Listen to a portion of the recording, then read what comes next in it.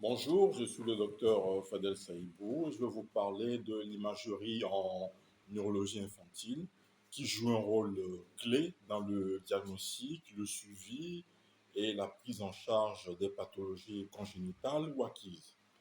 Et j'évoquerai particulièrement le reflux vésico-urétral, le syndrome de la jonction pieulo-urétérale, les valves de l'urètre postérieure, l'ectopie testiculaire, la malformation de la fusion rénale en fer à cheval, les tumeurs rénales, plus précisément le néphroblastome, WIMS, la duplication pélique, l'hydronéphrose prénatale, les pathologies scrotales, comme la torsion testiculaire ou l'orchite, et les anomalies de la différenciation sexuelle.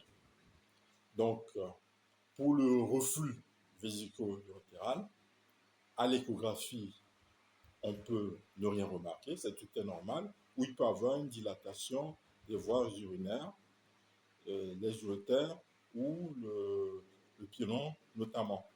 Donc la paroi vésicale peut être épaissie en cas d'infection associée. Voilà. Donc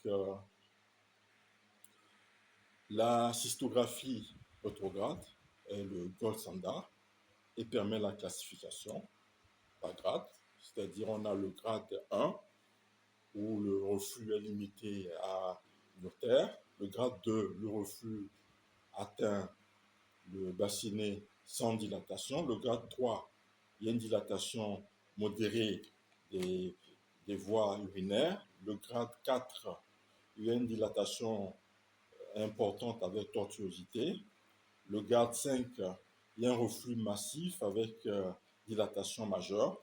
Voilà. Et actuellement, l'échographie de contraste, mini-bulle, est en développement comme alternative non irradiante.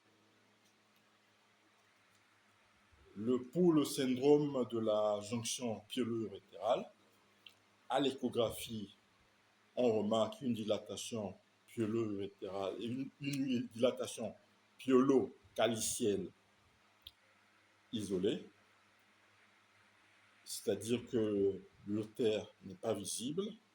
Donc le parenchyme rénal est aminci si le stade a avancé. Voilà. Au niveau de l'uro-IRM, on voit une sténose franche à la jonction pieulo-urétérale et une courbe d'excrétion rénale retardée en séquence dynamique. Voilà. Et la scintigraphie Mark III retrouve une demi-vie d'évacuation supérieure à 20 minutes après furosémite, voilà, qui est très caractéristique de l'obstruction, qui est significative dans ce cas bien précis. Voilà. Ensuite, je vais évoquer le cas des valves de l'urètre postérieur, où à l'échographie prénatale ou postnatale, on voit une vessie dilatée avec paroi épaissie, une urétéro-uvrénéphrose bilatérale et une dysplasie rénale possible. Voilà. Donc, à la cystographie orthograde, on a une image linéaire qui correspond à la valve au niveau de l'urètre postérieur. Et la vessie a une paroi traberculée avec parfois des diverticules. Voilà. On a un reflux vésico-urétéral fréquent. Voilà. Donc, je vais évoquer une autre situation, l'ectopie testiculaire, où à l'échographie, la localisation inguinale a une sensibilité très élevée, autour de 70% quand même, mais très peu sensible pour les testicule situé en intra-abdominal. Voilà. Et dans ce cas, il faut recourir à l'IRM, qui est, qui est meilleur pour la détection des testicules intra-abdominaux, où on remarque un hyposignal T1, hyposignal T1 et hypersignal T2. Voilà. Mais actuellement, c'est la laparoscopie qu'on utilise comme outil de diagnostic et thérapeutique. Concernant la malformation de la fusion rénale, la diffusion rénale en fer à cheval, donc à l'échographie, au scanner ou à l'IRM, on remarque l'isthme parenchymateux ou fibreux reliant les deux pôles inférieurs, voilà, avec un risque de compression urétérale lié à l'hydronéphose, bien entendu. À l'angio-IRM, on évalue la vascularisation avant la chirurgie. Voilà. Pour le néphroblastome Wilms, à l'échographie, on remarque une masse hétérogène, bien limitée, ou foulant les structures adjacentes. Au scanner ou à l'IRM, on voit une lésion solide avec zone de nécrose ou d'hémorragie. Voilà. Donc, il faut préciser l'extension veineuse, donc de thrombus cave, et faire un bilan d'extension au niveau des ganglions et des métastases pulmonaires notamment. Donc, pour la duplication piélique, à l'échographie, on voit deux systèmes piélo-caliciels distincts sur un seul rein. Parfois, urotéré seul, si duplication complète.